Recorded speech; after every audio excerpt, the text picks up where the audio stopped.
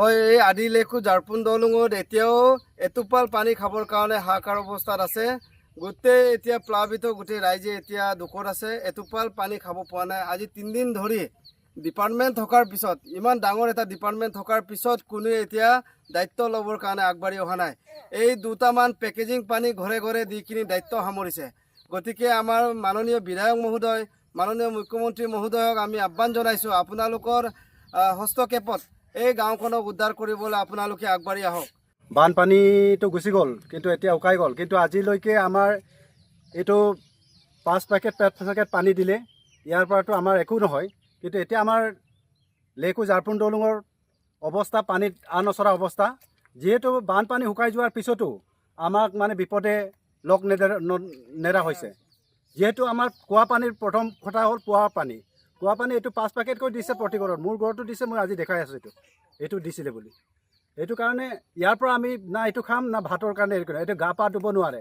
আৰু লগতে কুঁৱা পানীবিলাক গোটেই গোলা হৈ গ'ল।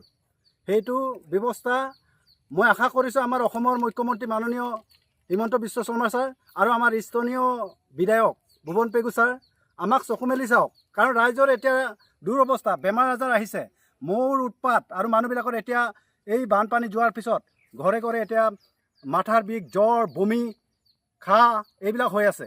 গতিকে আমাৰ ভয় লাগি আছে এতিয়া। সেইকাৰণে মই অনুৰোধ কৰিছোঁ চৰকাৰে আমাক চকু মেলি চাওক, আমাৰ ৰাইজৰ ওপৰত যাতে এঠালি নেকেলে, আমাক যি ব্যৱস্থা কৰিব লাগে আৰু আপোনালোকৰ বিভাগীয়সকলক অতি সোনকালে আমাৰ ৰাইজৰ ওচৰলৈ পঠাব লাগে। এতিয়াও আমি আশাৰে বাট চাই আছোঁ, যিহেতু আমি চৰকাৰে আমাক সহায় কৰিব বুলি আমাৰ আশা আছে। আমাৰ ইয়াত ইমান পানী বিধ্বস্ত হৈছে। এতিয়া এই পানীয়ে আমাৰ গোটেই জাৰপুন দলঙক আমাৰ পানীত হাঁহ নচৰা কৰি দিছে। দেখিছে এইবিলাক ইমান, এতিয়াও মানুহ পানীৰ মাজতে আছে। কিন্তু আজিলৈকে চৰকাৰে আমাক চৰকাৰ হওক, ডিপাৰ্টমেণ্টৰ পৰা হওক, আমাক কোনো একো এতিয়ালৈকে ব্যৱস্থা কৰি দিব পৰা নাই। এনেকৈ পানী পেকেট ঘৰত 3টা 4টাকৈ দিছে। এইটো পানী পেকেটৰ পৰা মানুহ জীয়াই থাকিব পাৰে নেকি? সেইকাৰণে আমি এতিয়া আপোনালোকলৈ অনুৰোধ কৰিছোঁ, আমাৰ নিজে কষ্ট কৰি কণা কুঁৱাবিলাক পানীত ডুব গ'ল।